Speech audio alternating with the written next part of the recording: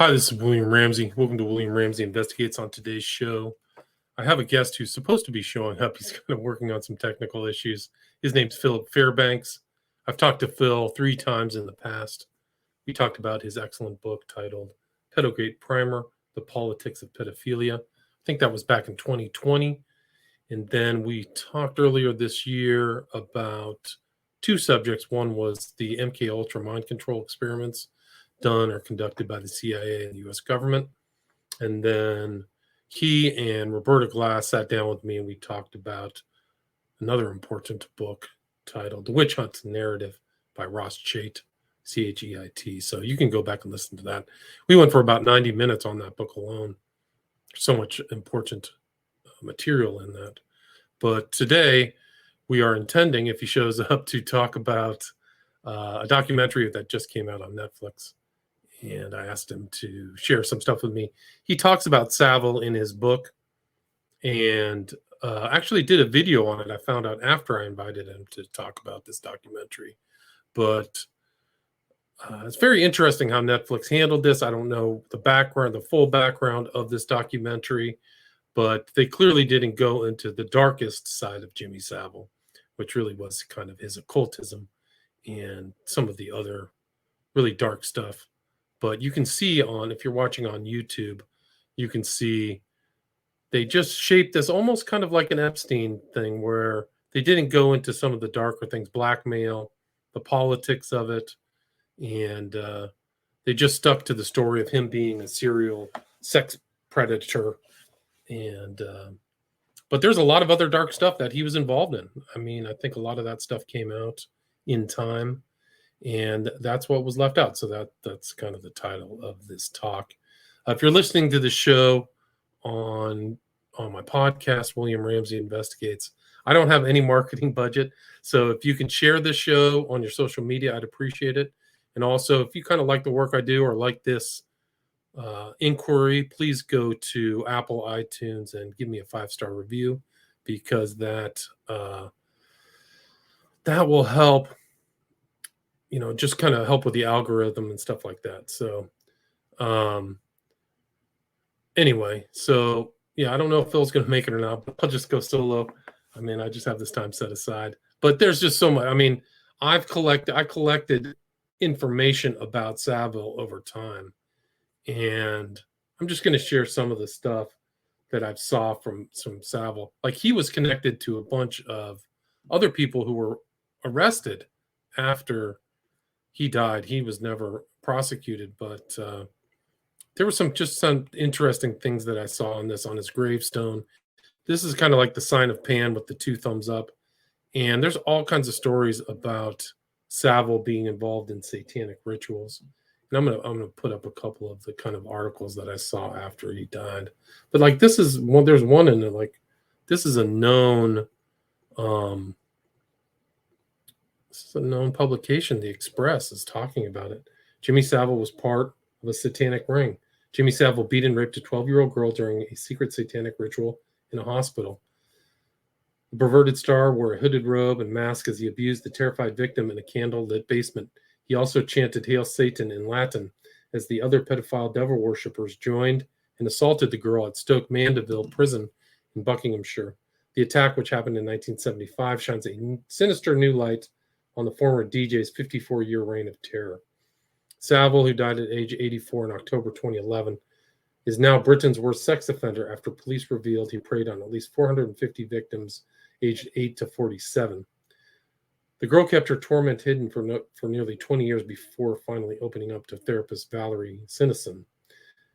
She had been a patient at Stoke Mandeville, and they go into that in the documentary. They actually kind of go into Stoke Mandeville, where the actual lunatic ran the asylum. Like, he was making decisions. It was really incredible how much authority he had there. But I think that there was something there, like there was this other place that he went to called the Chamber. It had a ceremonial whipping post in the center of the room. The room was decorated with an occult-style pentagram and goat's head. And he always had this kind of phallic cigar there around. So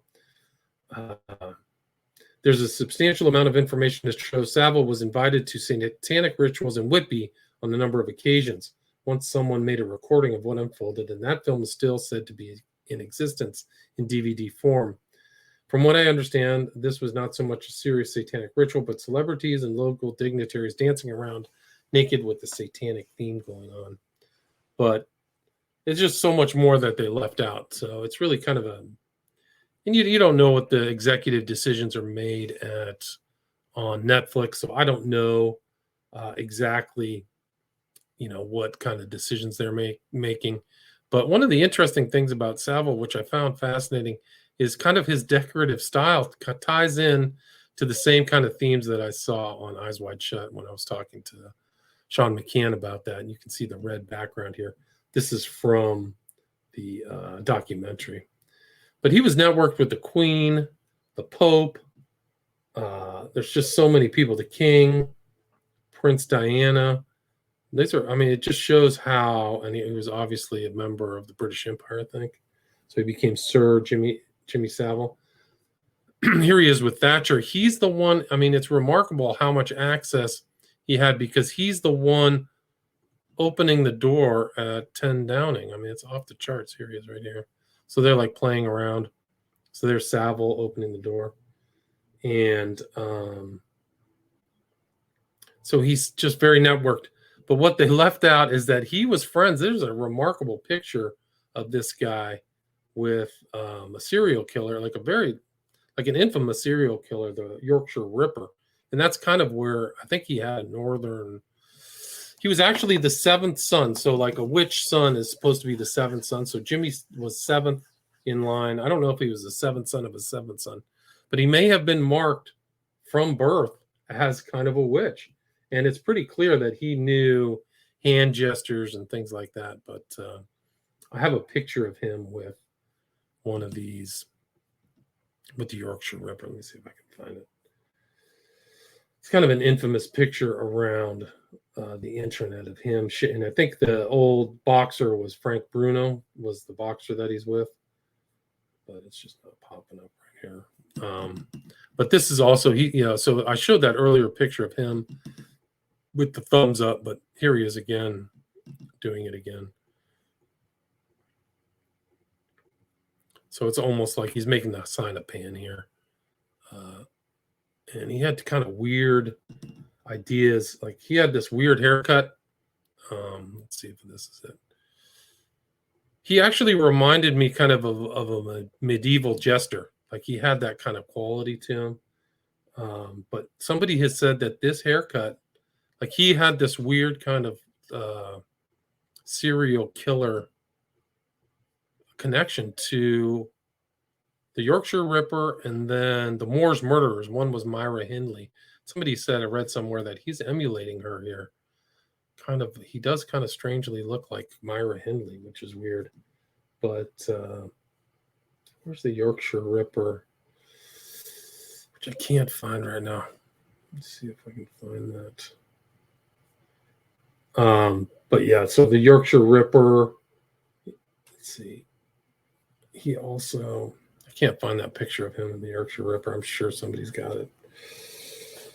But, another of his occult things, like the Process Church was active in England, and they only had two kind of guest celebrities, as far as I know, on one of their publications, and one of them is Jimmy Savile. So here's Jimmy Savile on a literal Process Church. It's Jonathan DePire was a bigwig, and it's really pretty incredible what he says here. He's like, are you moral? I would say I'm highly moral during the day and even highly moral during the evening. But of course, we won't say anything about nighttime because that is when all the real wolves like myself rise from the darkness and leap about, causing mayhem left and right. So he says that about himself there. So yeah, he kind of knows the hand gestures and things like that. But here's Savile making the sign of silence. So here he is. He's got his hand up, kind of like the kind of phallus. This is the guy he actually kind of reminded me of, is this guy named Marty Feldman. I think he was in Young Frankenstein. But he kind of had these kind of weird gestures he would do, like this guy, like he was copying him. Or Marty Feldman was copying him. I don't know. They were copying each other or something. but really strange. So here's Savile in some kind of weird druid cloak. I don't know if people have seen this. There's another one of him just wearing strange outfits.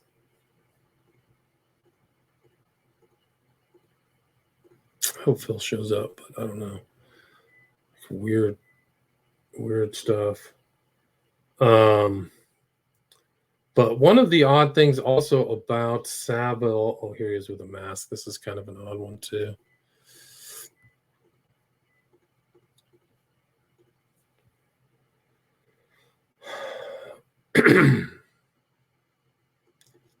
One of the strange things about Savile, he had this kind of country home up in the north of, I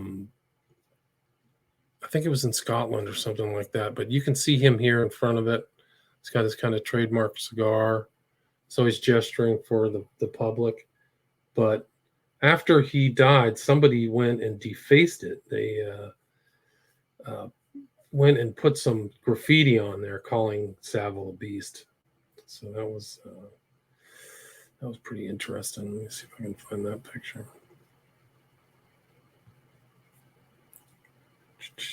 Oh, here's a good one. So Savile, let me see if I can find that picture. But Savile was notorious for wanting to be buried at 45 degrees. So this is his grave, and he's being buried facing east. So this is kind of a witch burial, and there's no doubt that this is some kind of this is an old engraving of a similar witch burial. Even though he was externally a Catholic, but yeah, there's no doubt that he was fully occult. And here's kind of Savile's. They wrote Jimmy the Beast on the side of his property up there. Here it is right here. So it's Jimmy the Beast. And just totally defaced it. Let's see this. Here it is right here. So there's Jimmy Savile. He had a tiny, kind of a small little place up there. But it was weird. They were saying inside the documentary that he was constantly moving around. He was constantly going to different places. And there's kind of an infamous scene, like I couldn't find it in my research, but I think he was on Celebrity Big Brother with Dennis Rodman and another guy who I've studied. I've done 3 shows on a guy by the name of Michael Barrymore, who there was a death associated with him, a guy by the name of Stuart Lubbock in 2001. And he's in this show with Jimmy Savile. And Michael Barrymore, it was a big scandal, and it was very tied into kind of my research into the smiley face killings, because Lubbock seems to have been thrown into water, into the pool after he died to make it look like he drowned, but he didn't drown. So it's really something else to see. Let me see if I can pull that up. See this on this Big Brother. See them on this Big Brother show together is really, really something else. Let's see if I can find it. So there's like Dennis Rodman. He pops in the door on this one. And let's see if I can get the sound to go.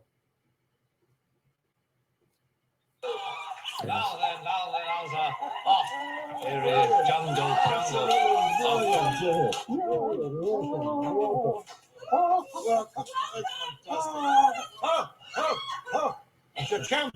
Wait, the champ. I have to see how big you are. Excuse me.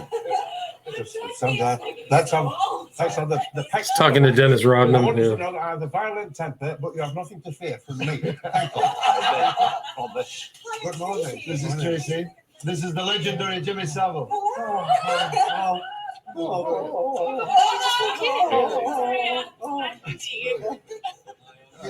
don't have to tell me who you are. I mean, you're looking at a fan. Welcome to this crazy man. I'd like to marry all of you ladies for at least 24 hours. How are you? How are you? Good to see you. It's the big man. You have nothing to fear from me either. No, neither is he, neither is you. All right, Hello, hiya. I know that many fellas love you. but they don't love you with the sincerity and tenderness that I do. And even, I always tell the truth, even when I'm lying. Good morning. Right, now then, if I can tell you why I'm here. Yeah, why are you here? So that's him. He's shaking hands with Michael Barrymore.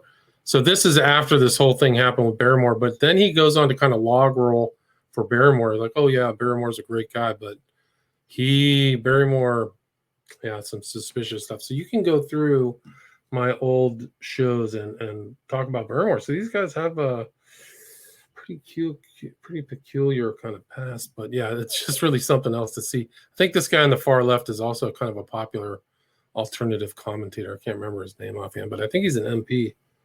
But there's just so many other pictures of him. He was totally networked. This is Savile with Elvis. There he is. And so he was in these hospitals. He was in there with this kind of Moors murderers. So he had this kind of knowledge of them. And then the Yorkshire Ripper is just incredible. It's just an incredible fact that Savile's with the Yorkshire Ripper. Let me see if I can find that picture. I guess there it is. I don't think that Philip is going to make it.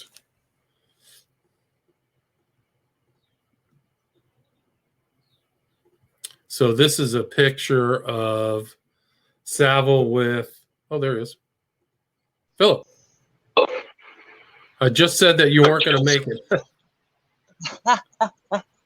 Oh, well, before we get into Savile, let me just give everybody We're live, baby. We're live. Right. Before we get into Savile, this is a public service announcement, honestly. If you need a smartphone and you have less than $100, just don't get a smartphone. Because a $50 Vivo, you ever heard of a Vivo? No. Like Chinese text comes up and 3/4 of the apps that I need literally cannot be downloaded on this machine. Oh, but it's got an Android, Fun Touch OS based on Android operating system, which is why it's literally, anyways, in between that and laptop dying on me again, I forgot it was Monday, Thursday yesterday. You know, I never did the whole Holy Week thing, being raised Baptist, but nothing was open to even get a replacement battery for the laptop that died on me for like the second time this year so far. But yes, I am here. Sarah said Serio, late but in earnest. Well, you are right on time because we're talking about Savile's relationship with the Moors murderer and the Ripper, which I'm showing on screen if you can see it. Which they absolutely don't mention in the documentary. And that's something I wanted to say. Like, if you want to watch the documentary, watch the documentary. It does have some value. Anytime you let the victims and the people who know somebody give them a chance to speak, that's valuable. That said, like, there's just something really weird about the fact that they would ignore the fact, like, they mentioned Broadmoor multiple times, but not the fact that he hung out with Ian Brady and Peter Sutcliffe, the Yorkshire Ripper there. That's just kind of odd, right? Right. It's crazy. It's absolutely such an important part of the story. One of the Yorkshire Ripper victims was found within throwing distance of Savile's place, Rick. Oh, yeah. And there was some Inquirer. I don't know how much veracity there is to it, but there were rumors and claims that he had bought like images or videos of child torture from like Brady, perhaps. I mean, like, birds of a feather, I guess, right? I mean, I do believe that it wasn't philanthropy that led him to, have this burgeoning years-long relationship with two notorious child killers. Right. They were some of the most infamous murderers in the UK. For people in the US, you may not know about that. But yeah, I think he was actually investigated, and they took a tooth print from Jimmy regarding the Yorkshire because he might have been a suspect, right? Isn't it something like that? Oh, something like that. I remember that. Yeah, yeah. And he was also, of course, friends with Gary Glitter. And, you know, when everything came out, they did a whole, you know, they did a big show of, there was Operation Hydrant and Operation Fairbank.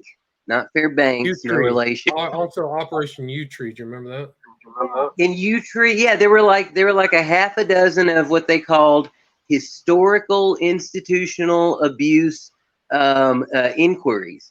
But sadly, like even the cops were saying, like, yeah, we didn't know what we were doing. We didn't prepare our witnesses right, and I think that's putting it nicely. I mean, come on, we all know that the big reason why no royals are busted from the Cleveland Street scandal on to Epstein, despite their very close proximity, I don't think it's just because the cops aren't trained well or are understaffed. Right.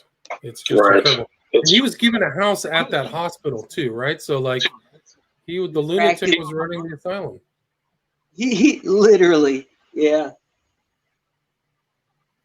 He was drugging people. Just incredible stuff. Another thing that they don't mention, literal necrophiliac.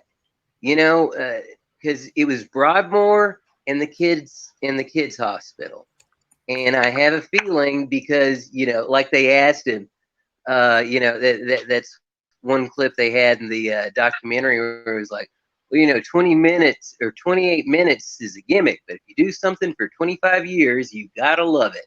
And it's like, yeah, no, I agree. You really loved necrophilia, raping kids, and, you know, I think he probably treated some people in Broadmoor pretty awfully too.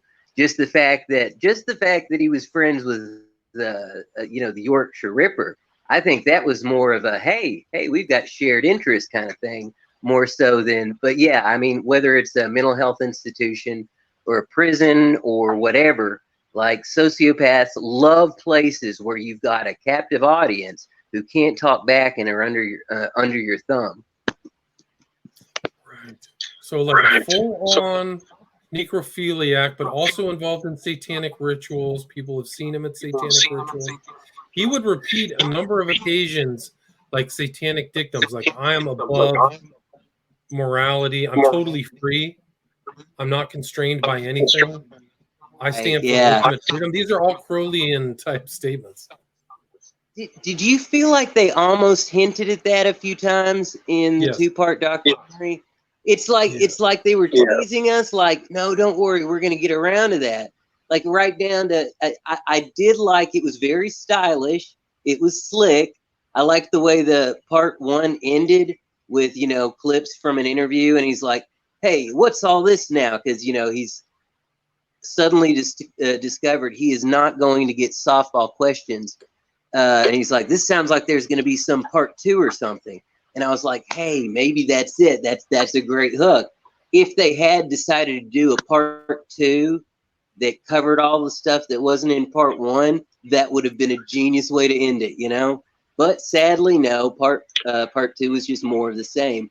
And like I said, there was good material in it. It's just like, wow, talk about burying the lead. There was some really, really important major stuff that you know, got no mention, like zero. Right. I totally agree. And they didn't get into how fully networked he really was. I mean, I think they kind of said it, but like they didn't show pictures of how many people. Like he just knew everybody. He's incredible. Elvis, and just goes way back. Yeah, and close with. Oh yes, he was friends with Prince Charles because Charles wanted to appear like a commoner. Yeah, that's it. Prince Philip was also friends with him. Have you ever seen Prince Philip around commoners when he was alive? Prince Philip, like, God bless him. I mean, like, it's honest. You know what I mean? Like some elitist bastards will like pretend to care about common human beings, but not Prince Philip. Prince Philip, you know, wouldn't even bother to disguise his disgust at anyone who was not of royal blood. So yeah, I do not buy the fact that the entire reason why Prince Charles was connected was, you know, just trying to get some street cred from the ordinary folks. Because if so, then why was the Queen and Philip and Andrew and the rest of them all quite chummy? They would go out together. They would go places together. And knowing what we know about Andrew now, and like I said, you know, birds of a feather, and the fact that we know that Savile liked to hang out with people who did things like he did, and you know, whether that, you know, in the case of Brady and Sutcliffe, they didn't get away with it, but he, you know, he liked, I think he liked to share that secret with maybe with certain people who, you know, were his ilk. Right. He's clearly, hanging out. He knows his own. It seems like I want to play this video right here. This is him going straight into the royal castle. Watch this. This is incredible. They just don't even check any of his bags.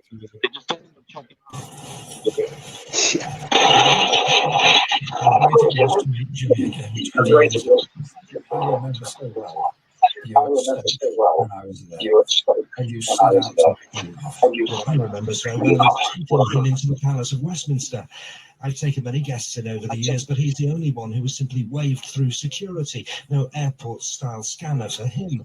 And as we walked down the corridors, every few seconds, a policeman, a canteen worker, an MP would shout out, "Jimmy, hello, Jimmy. How's about that then, Jimmy?"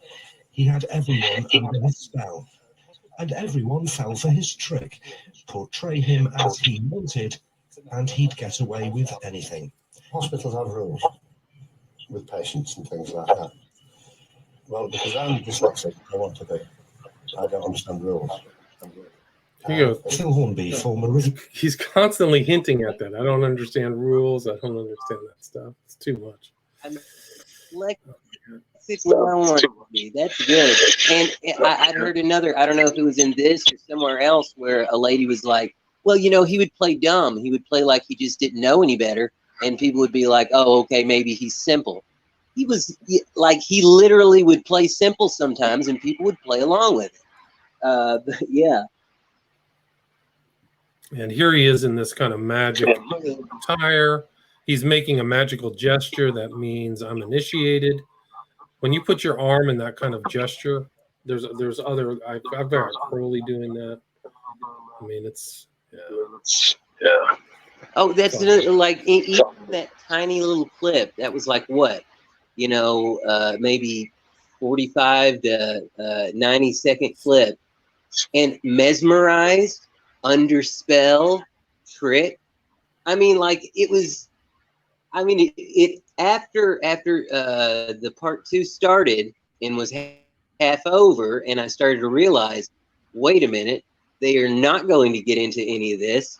It was like, then why did you constantly hint at that? Now, to be fair, a lot of the people who were saying things like, oh, he mesmerized people, he put people under a spell, he was like a Svengali, a lot of those were just folks who knew it. And I don't know, man. Like, what do you think about the guy that was his producer for 21 years? Yeah, they were all playing stupid. Yeah.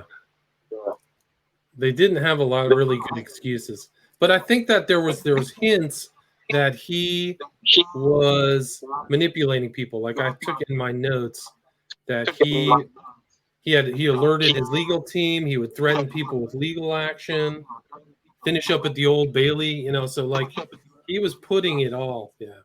I think that the Louis Theroux interview was really the one. The Drone Dynasty says that's the one that kind of broke how weird he was. Didn't leave him alone. And then he would use, well, if there was any evidence, I would be in jail, wouldn't I? If all these horrible things, I mean, that's horrible stuff you're accusing me of. Surely I would be in prison if that were true. Yeah, same with Epstein, you know? Right. No, sometimes you get... Yeah, part 2, he kept saying, my case comes up next Thursday. So he's like joking that he's going to jail, but he's not going to court.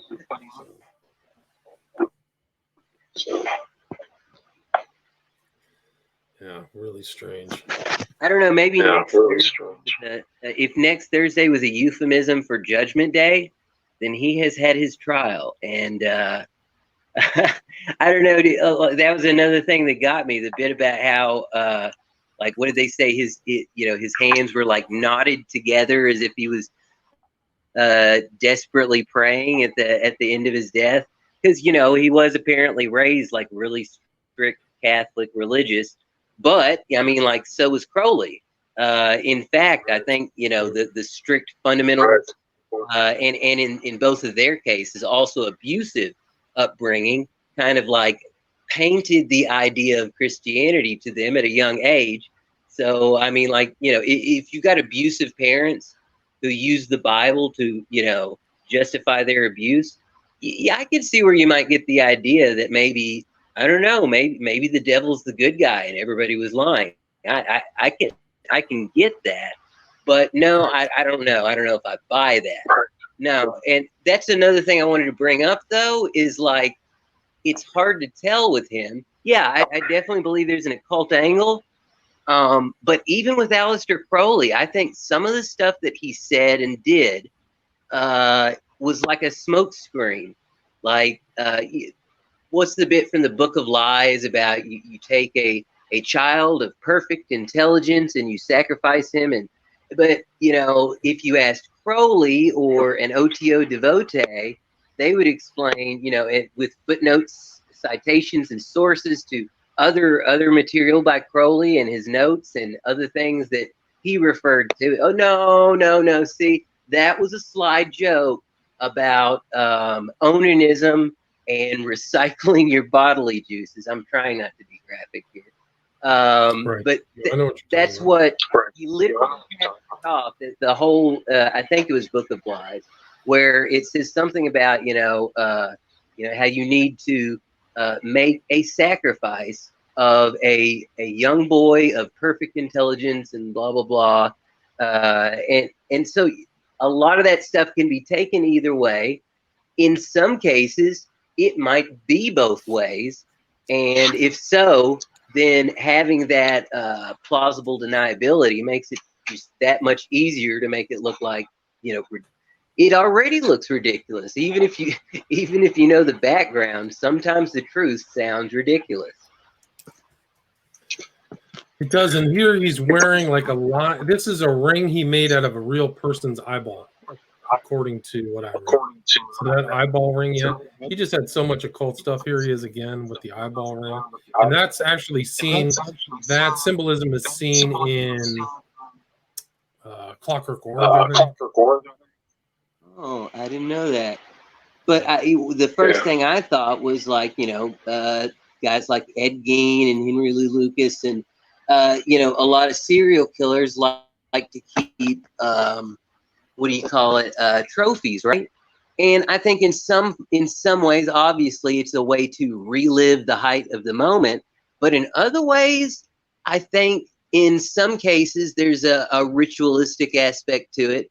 And I want to be really careful when I say ritualistic, like certain obsessive compulsive behaviors can be considered ritualistic.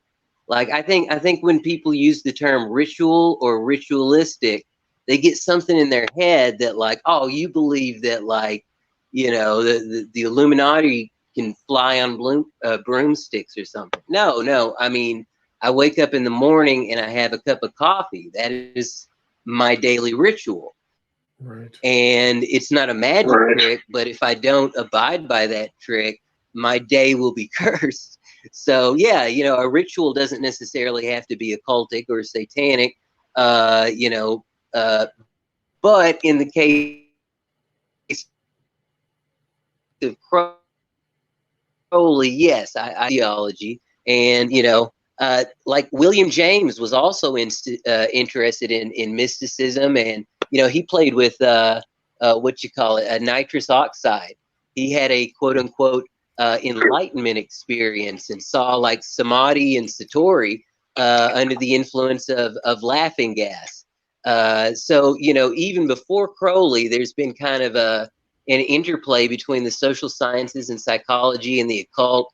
I don't know if Dr. Christopher Hyatt, the author of the Sociopath's Bible, is to be believed. I mean, when you're going to write a book called, like, it was the Psychopaths or the Sociopath's Bible, but if you're going to write a book with that title, I mean, you should probably take that person with a grain of salt if the whole purpose of the book is to teach you how to be manipulative and get over on people and succeed by, amorality or whatever. But yeah, one of the most interesting things about Hyatt is he was a practicing psychiatrist or psychologist for years and then got into the occult. And he claims, I don't know if he's right, but he claims that that's not that uncommon for people in high levels of social sciences and psychology to end up kind of getting into the occult. And it makes sense, really. Like, Jung, I mentioned William James, but I used to, like, as a teenager, I had Alchemical Types by Carl Gustav Jung. And what fascinated me about that was how, like, the zodiac and alchemy and all this stuff, dude, it's just personality types. It's just superstition mixed with, basic personality tropes that, if you understand how they interact with each other, could be useful in some ways. I think the scariest thing about magic is whether it's supernatural or not, it works sometimes. Right. Here you go. Moore's Murders, Jimmy Savile, part of Pedo Ring with Ian Brady and Myra Hindley. Oh, that's right. Before I forget, and Myra Brady, of course, went to an all-women prison. Guess who she ended up having a relationship with in prison? Rose West? Fred and Rose West.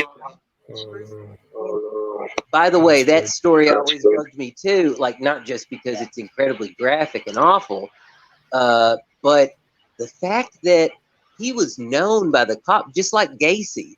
He was known by the cops.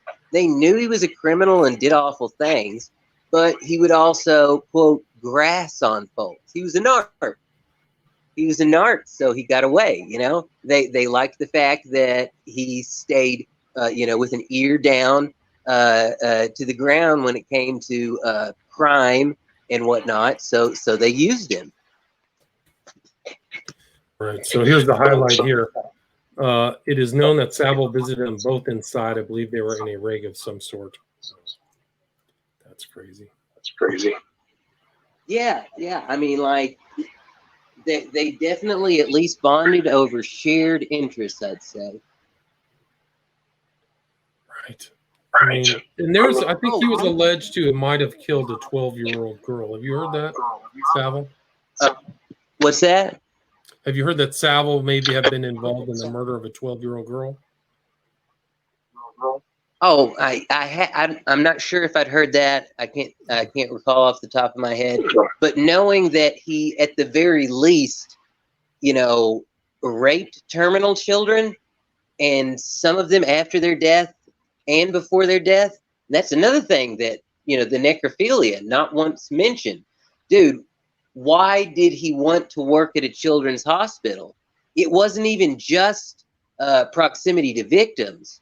It's bad enough, but, like, on top of that, he had this desire to, once they were dead, he wanted to, defile their corpse and take control over their body one last time.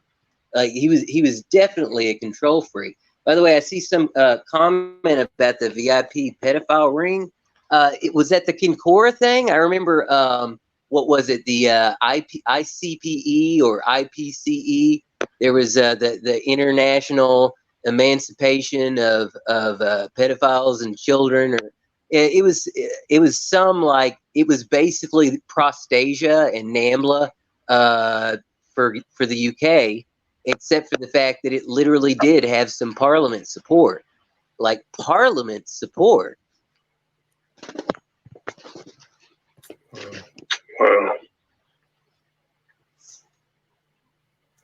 Myra Hindley exposed as a practicing witch. Who's a cult links lead to Jimmy Savile.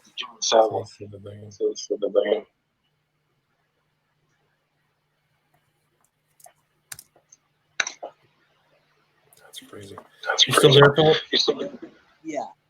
Yeah. Now, I didn't know much about the possible connections between the Moors murders and the occult, but just in general, you were talking about Crowley and free will and the will to power and, this Nazi-esque Nietzschean stuff. No, I mean, like, what is it? Not the Declaration of the Rights of Man, that's Rousseau, but Liber Al something, Alvel Legis, or I don't remember which one it is. It's a short, cute little poem. A man has the right to live as he will, to do right. as he Liber will. Oz. Liber Oz 77. Liber 77. Yes. And he literally says to kill as he will, to kill anybody who stands in the way of his true will. And it's like, yeah, that's I mean, like, it's not even about a cult or serial killer. That's just classic narcissism there. Now, classic narcissism in certain circumstances might lead someone, to darker realms of the occult and interest in like NLP. I've heard described as sort of like an ice pick. It's not good or evil on its own. You could create a beautiful ice sculpture with an ice pick, and you could also create a frontal lobotomy or vicious murder. But like the NLP itself is kind of neutral. But yeah, certain people who are interested in manipulation and control, whether they're implicitly satanic, like the idea I have for, and it fits with LaVeyan Satanism, there is like an undercurrent of fascism and I only care about myself. And the 80s, by the way, it wasn't until like I was, through the 80s. I lived through the 80s, and then it was like late in the 90s when I started to realize, dude, like all the music I listened to, not to mention, the books and the literature that I'd read from the 20th and 19th century, I wouldn't call it necessarily satanic, a lot of it. Like Blind Melon or, Nirvana, they don't necessarily talk about like Slayer, Metallica. You could arguably call that satanic, but not so much, Blind Melon or Stone Temple Pilots or Hole or Nirvana. But if you listen to their lyrics, it's, 80s American culture was consumerist, narcissistic, self-obsessed, and often interested in some really dark stuff. That Blind Melon song, Toes Across the Floor, about bestiality on the same album. I was a kid listening to this stuff and it went over my head. Then one day, like, I woke up and I'm like, hey, wait a minute. Did he just say make a lampshade of durable skin? And then I realized that song, when will I realize that this skin I'm in, hey, it isn't mine. It's about a serial killer who kills people, wears their skin and turns them into lampshades. Like, that's not like on the same album as the one about, bestiality and other just really dark themes. It doesn't come through necessarily, even sometimes. Like, it can be a peppy sounding song, but yeah, I think whether it's implicitly occult or not, there's something that I would call like subconscious Satanism, which is just a sort of narcissism and lack of empathy that lends itself very well to fascism and the idea of social Darwinism and the will to power and might makes right and all that stuff that Anton LaVey and Michael Aquino really got into. Right. And this guy is connected to other pedophiles. So I think Cliff Richards was investigated or something, like they were both. And then this Jill Dando murder. Have you ever heard of Jill Dando's murder and her tie to this whole network? Or her investigation into it? Name off the top of my head, I can't think of who it is, but she was a famous TV presenter in the UK who like was coming home and somebody shot her as she was going through her door, and people have tied it to her investigation into this kind of pedo network.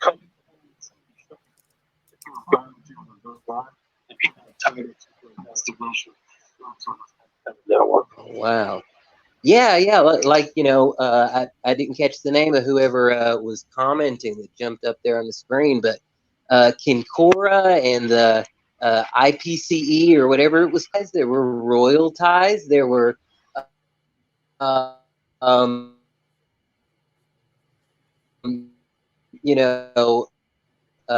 of the videos that I was watching before I wrote Pedogate Primer, I think it's still online on YouTube.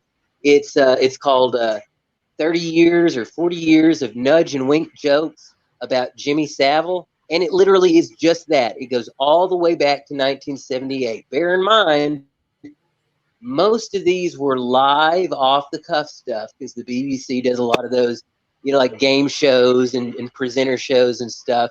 And you can see where some of these guys, they'll start to talk and then they'll make it, oh, he likes something about the Jimmel food. That's and then the guy just like froze, like, oh my gosh, I might have just lost my job. In another case, the guy is like,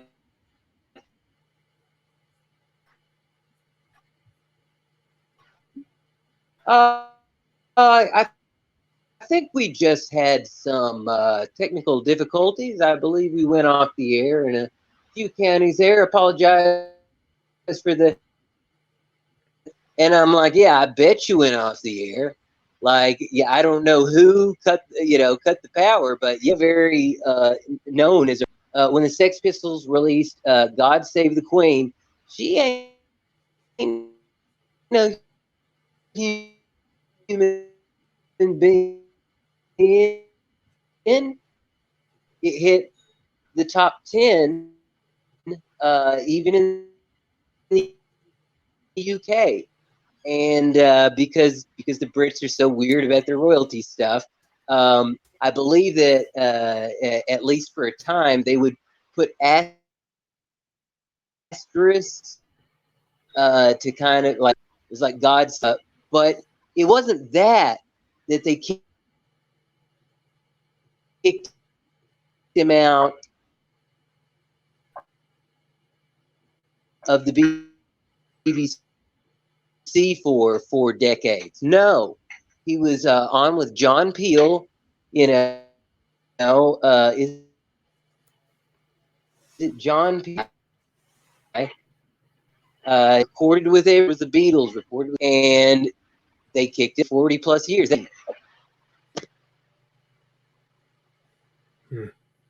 Yeah, the audio's not great, and I don't know what's going on. Phil, is there anything you'd like to add? I mean, where people can get your book, right? From you. What's your website again? PhilFairbanks.com. And if you hate Amazon as much as me, yes, I still use Amazon because, I mean, it's how's the old joke go? It's a crooked game, but it's the only one in town. But yeah, no, you can pick it up at Amazon, but it's also at Barnes & Noble, Target, Books A Million.